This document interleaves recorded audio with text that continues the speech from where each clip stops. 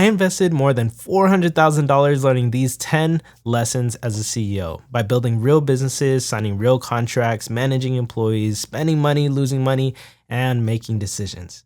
And some decisions created great ROI while others became expensive tuition. But looking back, the most valuable thing I received was not another business, it was better judgment. Because the longer you stay in business, the more you realize that you're one good decision away from changing your entire life. And you're also one bad decision away from costing you years. You see, I started selling candy back in middle school. I was one of those kids. By high school, I had built a small manufacturing business from my mom's garage. At 22, I left a Fortune 500 job just 2 months before my first daughter was born. And at 23, I invested over $225,000 of my own money bootstrapped into opening a restaurant. Since then, I have built a creative content studio, a media company, and helped many founders grow their personal brand content and client acquisition systems. And none of that means I have everything figured out. It simply means I have made enough expensive mistakes to recognize some of them before they actually happen. So, whether you are starting your business or trying to scale the one you already have, I want to walk you through these 10 lessons that I wish someone else had explained to me earlier. So, let's get into it. Lesson number 1, your business exposes your leadership. Your business will eventually reveal who you are. Not just who you say you are, but who you actually are. When I first became an entrepreneur, I thought that my business problems were mostly external. I thought I needed better marketing, more customers, stronger employees, or more money. And sometimes I did, but over time, I noticed that many of the problems inside my businesses were actually just simply extensions of the problems that were inside of me. When I delayed difficult conversation, the problem grew. When I accepted poor standards, the team learned that those standards were acceptable. When I lacked clarity, everyone around me had to guess. And so the business was not creating those weaknesses, it was simply exposing them. And that's why a company will rarely outgrow the leadership capacity of its founder. You can develop an incredible strategy, but if you can't communicate it, your team cannot execute on it. You can recruit talented people, but if you refuse to trust them, you will eventually become the bottleneck. You can command accountability, but if your own behavior is inconsistent, nobody will take the standards seriously. The first business you have to lead is yourself. Spiritually, physically, mentally, emotionally, and financially. Because whatever you consistently model will eventually become part of the company culture. And once I understood that, I stopped asking, how do I grow the business? I started asking, who do I need to become in order to lead what I've been praying for? So here's what I want you to do. I want you to pull out a pen and paper or your notes, write out the 5 pillars: spiritual, physical, mental, emotional, and financial. Give yourself a quick rating on a scale from 1 to 5 in each of those categories. Wherever you're lowest at, that's actually the average that you're operating at. So take accountability and get to work. Lesson number 2, revenue can hide a broken business. Revenue is not the same thing as health. I learned that inside of my restaurant when Smack and Guame and Grill first opened. We generated enough revenue during our opening weekend to cover months of expenses. Our first month produced around $70,000 in sales, and the business developed a loyal community around the food and the brand. From the outside, it looked extremely successful, but revenue can actually make you tolerate problems that would normally terrify you if the money stopped coming in. Processes weren't always documented, and marketing would get pushed behind every other operational problem that felt urgent for the day, if I'm being completely honest. And too much of the knowledge lived inside of the heads of a few people, especially mine. When a business is producing money, you can mistake motion for strength. You can tell yourself, we're busy, so we must be growing.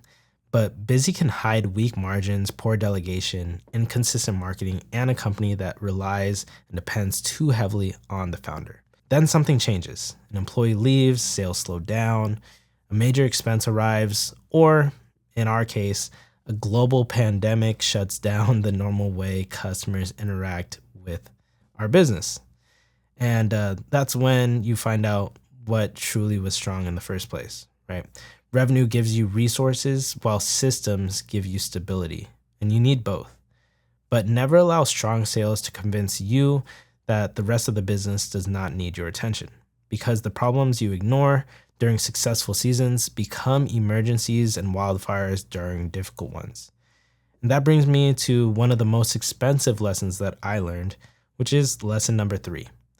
If you do not build systems, you become the system.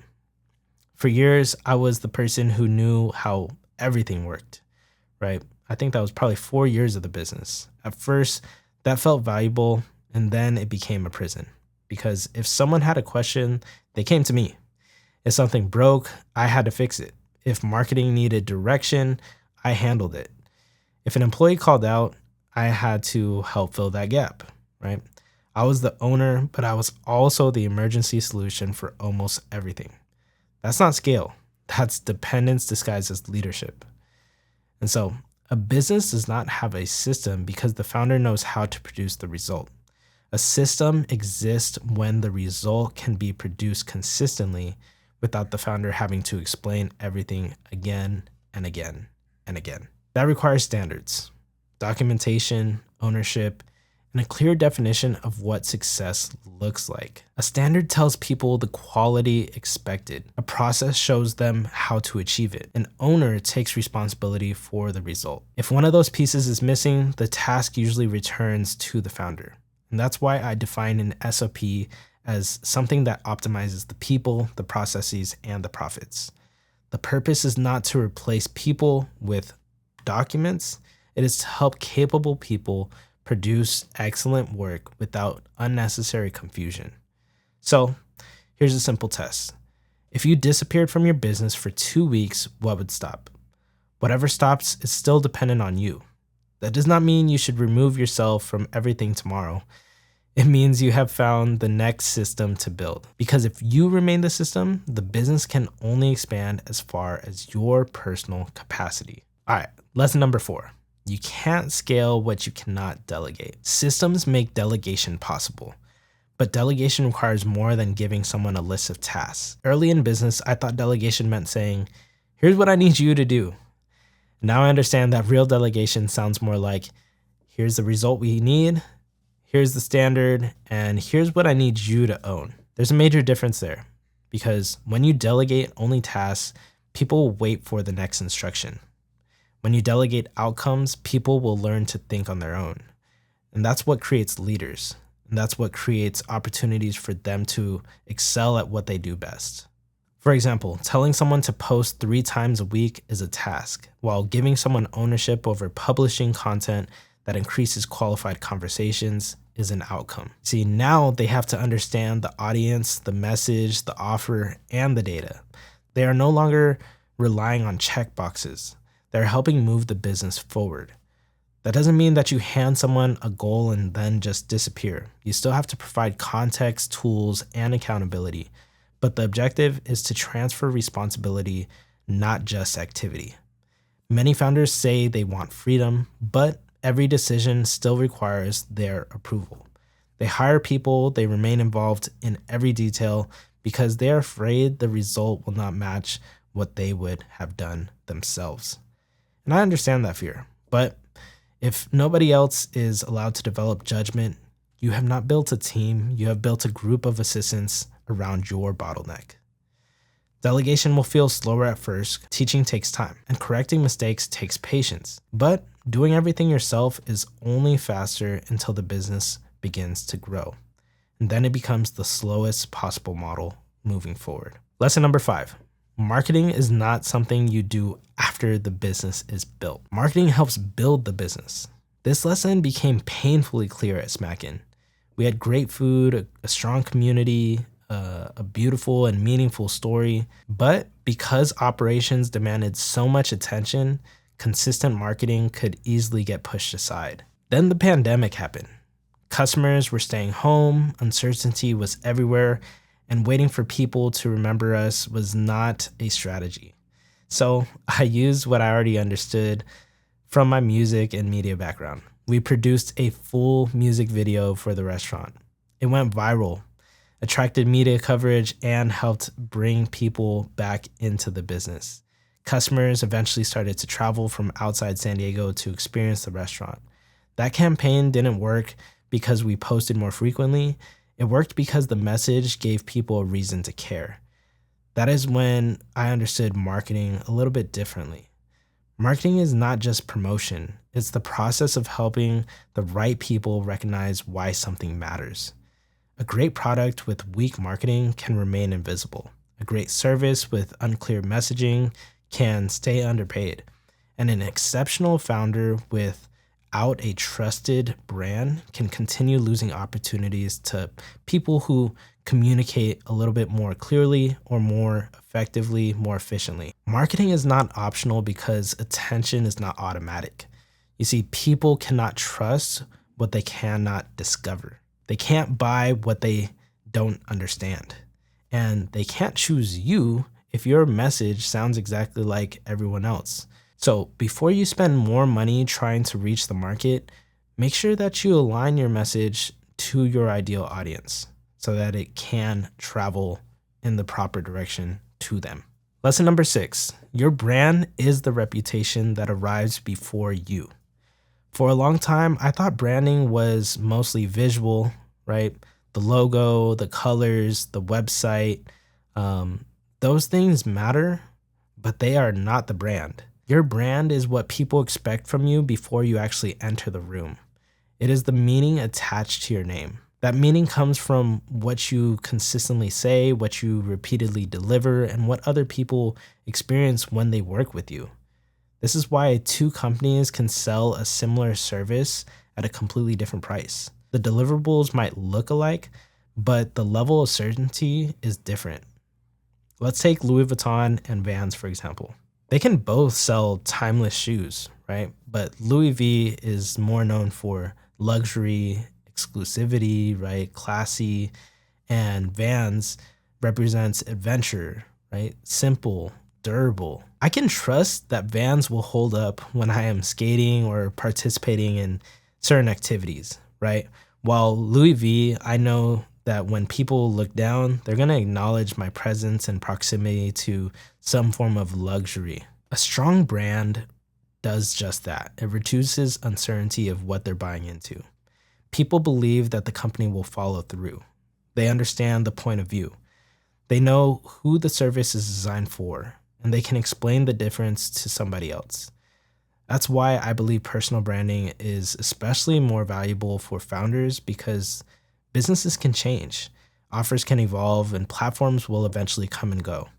But the reputation that you build around your thinking, your character, and your ability to deliver can move with you. That reputation helped me transition from the restaurant into the MK Lab and Mary Carlos Media. The businesses were different, but the deeper assignment remained connected to building people, developing ideas, and helping others steward their gifts. Your brand should give people the language for the value you create. If they can't explain what you do after consuming 5 pieces of your content, your message is still a little bit too complicated. Clarity is not making the work smaller, it is making the value easier to recognize. And so, here's lesson number 7. Content should compound trust, not just collect attention. Most people judge content by the number of views it receives. I judge it by the amount of trust it creates. A video watched by 1,500 ideal prospects can produce several high-value clients. The difference is not simply reach, it's relevance. Your content should help the right person understand 4 things. You understand their problem, you have a clear point of view, you can explain a credible path forward, and you have the evidence that you can help them. That means prospects do not arrive asking, "Why should I trust you?" They arrive saying, "I've been watching your videos. What's the next step? How do I move forward with you?" That's a completely different sales conversation. Your content should act as a digital record of how you think. It should answer questions while you sleep, remove objections before the call, and give people a reason to return. That's why long-form content matters so much. Short-form content can help people recognize your name, while long-form content gives them the time to understand your mind. And you need both, but never confuse attention with authority. Attention gets someone to notice you, while authority gives them a reason to trust you. and trust is what eventually creates opportunity. Lesson number 8. A better offer can outperform more marketing. There were seasons when I believed more promotion would solve a slow sales problem. And sometimes it did. Other times, the offer itself is what needed the work. A funnel can't permanently save an offer that people don't want. Better editing can't fix unclear value, and more traffic only sends additional people towards the same confusion. A strong offer makes the decision easy. It identifies a specific problem, it promises a meaningful result, it explains how the result will be achieved, and it reduces the uncertainty standing between the buyer and the action. I think about this through the motif framework that I have. You have to address one person, one problem, one promise. Then the offer needs a mechanism that feels new, simple, and relevant to the person. People also care about how quickly the result can happen, how difficult the process will feel, how much support they will receive, and whether the solution fits their situation. The work may involve many of the same services, but the offer organizes them around the outcome. Before you blame the algorithm, the economy, or your sales team, examine your offer. Sometimes the market is not rejecting you, it simply just does not explain or understand why it should act. Lesson 9. The best decisions create more than one asset. One of the biggest shifts in how I think as a CEO is that I now look for leverage inside every major decision. A good decision solves today's problem.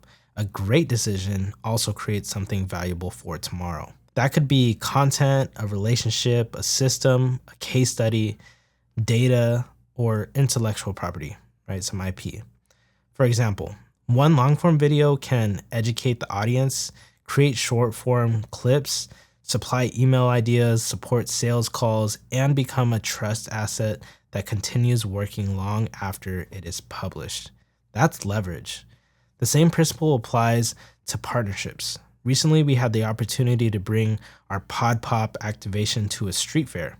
The obvious option was to pay for a vendor booth and hope to gain the exposure to create real business moving forward. But I realized that Pod Pop isn't just another vendor, right? It could help the event capture interviews, sponsor stories, and content while the audience was already gathered. So what I did was I reframed the opportunity. Instead of asking what we needed to do to pay to participate, I asked what value our participation could create for them. That led us to propose a diamond sponsorship valued at $4,000 to be in this same event. Same event, different decision. When you understand the assets you bring, you stop negotiating only from what you need. You begin creating exchanges where everyone gains something valuable. So when an opportunity appears, ask, what does this create beyond the immediate result? That question can turn from an expense into a really valuable investment. This is the lesson that ties everything together. Stewardship is a better target than success. For many years, I measured progress by what I could build. Now I pay closer attention to how well I steward what has already been placed in my hands. Because more is not always the answer. Sometimes you need better management of what you already have, your time, your talents, and your treasures, and your responsibility to the people affected by your decisions. I've built businesses that produce revenue while demanding more of me than I should have allowed. I have also closed a business I loved because I understood that an assignment can be complete even when the business did not fail. Smackin' was extremely meaningful.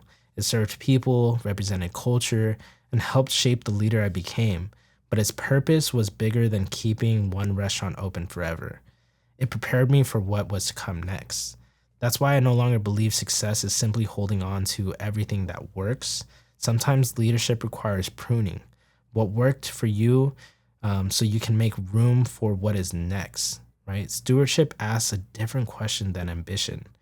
Ambition asks typically like, how much can I acquire? Stewardship, on the other hand, asks, what am I responsible for multiplying? That doesn't mean playing small. It simply means pursuing growth without allowing growth to become your God. It means building systems that protect your family, developing leaders instead of collecting followers, creating wealth that serves the mission instead of replacing it, and making decisions you can still respect when the excitement wears off. You don't need to become less ambitious. You need an ambition submitted to the purpose greater than yourself. Those are the 10 lessons that I learned by spending more than $400,000 in learning. The business will expose the leader. Revenue can hide a broken company. If you don't build the systems, you become the system. You can't scale what you can't delegate. Marketing helps build the business. Your brand is your reputation. Content should compound trust. A better offer can outperform promotion. And the best decisions create multiple assets. And lastly, stewardship is a better target than success. But here's the real lesson behind all 10. The $400,000 was not only invested into businesses, it was invested into the person I had to become in order to lead them. And I'm still becoming that person. I'm still building, I'm still learning, still making decisions that require my faith, require me to step out, wisdom, discipline. The difference is that now I have a framework and a system and experience that helps me make those decisions with greater clarity. That's what I ultimately want you to develop for yourself. Not just more content, not just a better brand, but a business that can turn your message, your expertise, and your offer into scalable trust and demand. And that's why I created the Brand and Demand Playbook. It will help you clarify who you serve, strengthen your message, connect your content to your offer, and begin building the system behind your growth. You can download it using the link in the description. And if one of those lessons connected with you where you are right now, comment the lesson number below. Thank you for watching. Subscribe because the next few videos will break down the systems, the decisions, and the frameworks I use to build brands and businesses that can grow without consuming you as the founder. Send this to another entrepreneur who's currently paying their own business tuition, and it might save them from learning one of these lessons the expensive way like it did for me. Keep making, keep creating, keep showing up with purpose. I'll see you in the next one. God bless. Peace.